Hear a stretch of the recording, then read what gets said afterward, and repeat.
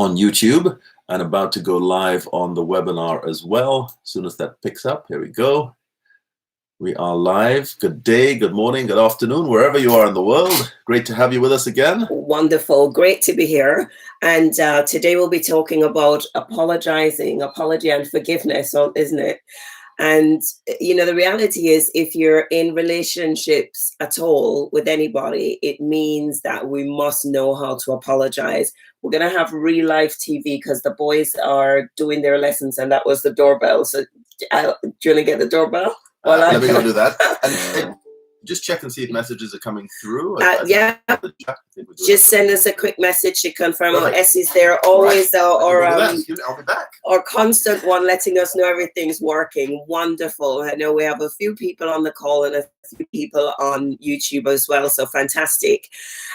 So we're going to talk about apologizing and forgiveness. And the interesting thing is there are 5 different languages of apology. This was a real revelation for us when we came across this, because I don't know about you, but sometimes we could get stuck. I guess we're all looking for that sense of justice. You know, when we feel wronged, we want to know that there's been a sincere apology. When we wrong, of course, we want mercy. And so we tend to give and look for apologies in different ways. And we didn't realize this. So we would miss each other emotionally, where I would think I've apologized to John. John would feel it wasn't sincere and vice versa. And then we came across this realization that there are 5 different, when you kind of distill all the different ways that people have asked for forgiveness or have had forgiveness asked from them, it distills down to 5 different ways that we might approach it. The important thing to understand is, hi Tim. Yep, great seeing you. I don't know why it's not showing on my screen here, but hopefully you're seeing it and hearing us. Just send us another message to let us know it's coming through live, even though it doesn't seem to be coming through live on the phone, which is concerning. We inherit our way of apologizing from our parents, from our family of origin. So based on the way that we've seen an apology come through, that's how, or how people have apologized or not apologized. That's kind of what we inherit until we learn better. And the thing is, usually we're brought up in different households with different parenting cultures and different styles. So we end up adopting what we've seen or what we've learned along the way. And usually we have different ways of showing sincerity when we apologize, which might feel insincere to the other person. So we're going to run through the 5 and then just share some of the thoughts around that as we go through. Is it clear? Tim says fine. So okay, great. Perfect. Thanks. Not sure why it's not showing on the monitor. Never mind. Neither is it on my phone. As long as it's working live, then that's perfect. So the first language of apology is the one that will probably be familiar with, but maybe I'm assuming as well. It's the first one is expressing regret. And of course, this is in no particular order. This is just in the 5 different ways. And this is when we say, I'm sorry. The thing is, we kind of learn this as children. You know, you exactly where you learn it. Pinch your sibling or push them down the stairs. Maybe I'm giving away things that I did, or or you do something mischievous and your parent would say, oh, that wasn't nice. Go and say you're sorry. And you go, I'm sorry. And sometimes that's how we still apologize, even as adults, where we're not really, really sorry. We're just saying I'm sorry because we were told to say I'm sorry. Told to do. Exactly right. Yeah. And you can know if it's not that genuine because often it comes with a but. I'm sorry for saying what I did, but I said it because. And the minute you say but, what you're actually doing is shifting the blame from yourself instead of really apologizing and almost blaming the other person or circumstances for causing it. But genuinely apologizing by expressing regret is that I'm sorry and saying what you've done without the but. That's the first way. One way. Absolutely. And then the second way is accepting responsibility. And that is a very, very interesting one. As we've discovered for ourselves, that is our big one. Yeah. It's mine and it's Andrea's separately. Yeah. But what's really interesting, we discovered, is when we say accepting responsibility, the question, I guess, is when something happens that causes a problem, it's usually on both sides. It's not one person that's caused a problem. Both sides have done something wrong. In our case, it tends to be Andrea's generally done something wrong first, I think, but then I've responded badly. Disproportionate. She would say disproportionately badly. Sometimes, perhaps, yes. But what's really interesting is I'm looking for her to take responsibility for what she did, and she's looking for me to take responsibility for how I've responded. And the question is, who goes first? Yeah. I'm saying, now you started this. You should be taking responsibility for what you did first. She said, no. Your response was out of proportion. You need to take responsibility for that first. For how you behaved. So it's really interesting that it's the taking responsibility that is so important for us. It's the other person, I guess. The fault is there. You want them to be. They've got to really show remorse first before I then will say, okay, fine, now I can calm down and I can go with it. But so we're learning how to give the same mercy and kindness that we want to receive, and how to be tender-hearted, but definitely having the other person say, I was wrong for doing so and so, is really important to both of us. And this is something that, we're still discovering, when we realize how things can escalate and we say, hang on, what's going on here? And we realize neither of us feels like, well, we feel wrong, and we feel like the apology wasn't sincere enough or done in the way that we need it. Yeah. Hey, Charlie, just saw your message. Well done. Fabulous. But it's interesting that each person feels their own pain. Yeah. And it's always, your pain is kind of right in front of you, set in front of there. That's all you can see generally. And sometimes you need to kind of just tone that down a little bit and look over it and look into the other person's pain, and then you can move forward a little bit better. Well, that's why we're doing this, because as long as you have relationship of any type, none of us is perfect. We're going to get it wrong at some point. We're going to do things or say things that hurt the other person intentionally or unintentionally, or we're going to not do things or not say things when we should have, and that will cause hurt and pain as well. So learning how to apologize and forgive is an ongoing part of any relationship. And if we keep the big picture of the quality of relationship that we want to have, and the care and love that we have for the other person, it will make apologizing easier, even though in the heat of the moment, what we seem to be after is justice. But we want mercy when we've done wrong. The third, so we've said there's expressing regret, which is the I'm sorry. There's accepting responsibility, which is I was wrong. I did so and so, and I was wrong to have done that. And some people find it really hard to say those words, I was wrong. So maybe just practice that in the mirror. The third thing is making restitution. So some people can't hear the apology if it's just the I'm sorry or the I was wrong. What they really need to hear is, what can I do to make it up to you? Or what can I do to make things better? Or how can I make things better for us? Tell me what I need to do. Yeah. Making restitution for some people is the way they hear an apology the most. Yeah. And not for everybody. Not for everybody, but for some people. And it's really important to recognize that we're all different, and no one way is more valid, more important, better than other people's ways. It is what it is to each individual. As it turns out for us, we have the most important one for us, for each of us, Andrew and myself, is it happens to be the same. Which is accepting responsibility. But that doesn't mean that when we're relating to our children, we must assume that they're the same, or relating to other people, assume that they're the same. And even with ours, yes, it's the same one, but we have different dialects of it. So again, it looks, on the face of it, looks like it's the same thing, but important to recognize differences. So with the making restitution point, if that's what's really important to somebody, this whole ability to say, how can I make it up to you? Yeah.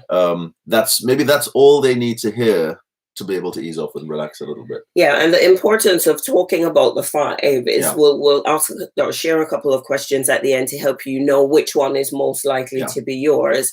But the point is, because there are 5 different ways, it means we can easily miss each other emotionally by trying to apologize in the way we think works, and not realizing that that's not what makes the other person feel is a sincere apology.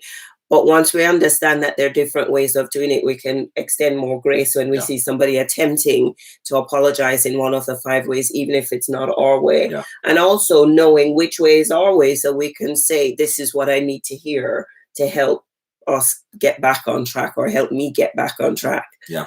So if those are 3 of them, so that's, we've got so far expressing regret, accepting responsibility, making restitution. The 4th one is expressing a genuine desire to change, to be a different person. You know, there was that powerful story. Oh, yeah, really powerful story that Gary Chapman shares actually in this, where he talks about a situation where their young child, this is not him, this is somebody he was working with, where this couple and their young child, the child, I think, was having a tantrum, and a really young child. And the father just didn't know how to deal with it. He was getting more and more frustrated till it got to the point where he actually started shaking the child. And the wife comes into the room, and she is just terrified by what she sees. And she just grabs the baby and, takes the baby out of the room. Locks herself in the bedroom. And, just like, what on earth was going on there? And 10 minutes later, the dad comes knocking on the door, really remorseful, and just saying, I can't believe I did that. I don't want to be that person. Please, please, please help me be a different person so I never do that kind of thing again. And they actually got to the point where they worked out a plan where he would say, where the moment he felt himself getting to the point of, losing control, he would just say, I need to go for a walk. And he would end up going for a walk, take his time out, not go for, hours, 10, 15 minutes, whatever it is, but take some time out to calm down and come back. And Gary was sharing, 10 years later, I think it is something like that, they'd never had that problem again. He had lots of walks in that time, but they found a plan that actually worked for them to manage and control his behavior, change his behavior. So there are a couple of great comments. So yes, Essie, practicing in front of the mirror, absolutely. And then Charlie says, with accepting responsibility often turns into who goes first battle. We have that battle. She should go first. How do you resolve who should go first? And this is where it kind of takes digging deep, being a bit of a grown-up, keeping the longer term the bigger picture of the relationship that you want, and just saying, look, we got here because we both took part. I will take responsibility for what I've done, and I'm sorry for doing so and so, and just trust that the other person will apologize as well. Where we get stuck if we're not paying attention is we're waiting on the other person to apologize because we think what they did is the bigger injustice, and of course it is, because they did it, not you. And that's where we're still learning that, the bigger picture is, in our heart of hearts, we know neither of us would intentionally do something to hurt the other person. So if we can just own what we've done and create the space to have a better conversation by, just taking responsibility for our part in it and apologizing and trusting it will come right. Exactly. And just to add to that, and I guess recognizing that if the other person is telling you that they're upset you've done something wrong, even if you can't see that, recognize that what they're saying, again, back to what we said earlier with the emotional bank account, perception is reality here. If their perception is you've done something wrong, whether you can see that or sense that, and whether you think it's small is irrelevant here. They're saying you've done something wrong. Yeah, you need to take responsibility for that and apologize for that. And it's a whole lesson in how are we going to take responsibility for our personal growth as individuals, because sometimes we get triggered by things that's our own baggage that wasn't necessarily the other person, but how do we be gracious with our partner through that? How do we have the conversation? How do we lighten the situation enough to be able to really talk and talk well? So let me just quickly tell you the fifth one. There's so much we could unpack in this. You got a minute to go. The requesting forgiveness is the fifth one. Some people need to hear you ask them, will you forgive me? It might seem irrelevant, but for some people it's hearing "I'm sorry." For some people it's hearing you say "I was wrong." Absolutely. And accepting responsibility. For some people it is "Will you forgive me?" and asking for that forgiveness.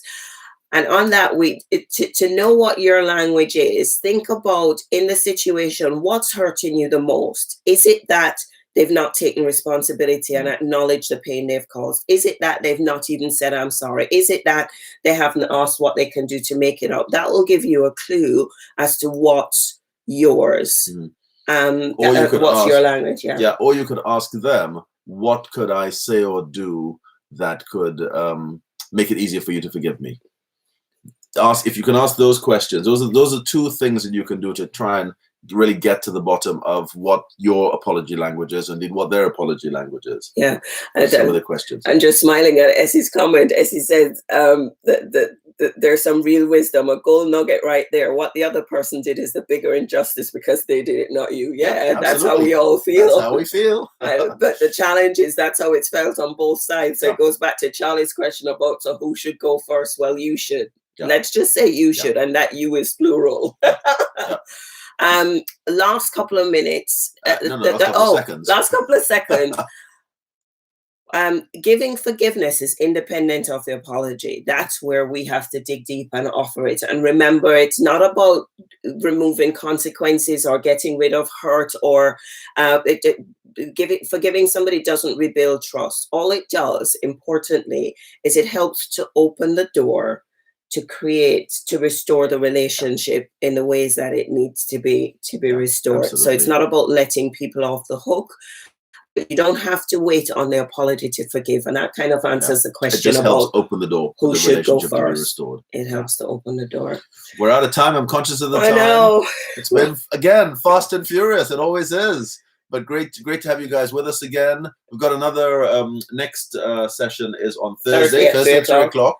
And we're talking about communicating value and appreciation. Absolutely. So those who've done love languages, that's what we're going to be talking about, which again is 5. Yeah. Written by the same author, Gary Chapman. He says he likes the number 5. It just happened to be 5 on both of them, but so again, a very powerful session. So look forward to doing having you guys with us again. Share the word. See you next this Thursday at 3 o'clock. At 3 o'clock. Great. Thanks for being with us. Thank you. Thanks for all the comments and the engagement. Love that. Thanks, Essie. All right, guys. Bye, Charlie. Bye, Tim. Take care. Bye. Bye, Vaughn. Let me see who else is on while we say goodbye. And then you got a YouTube stream as well. So and Amy and Mary. Lovely having you all on. Take care. Bye-bye.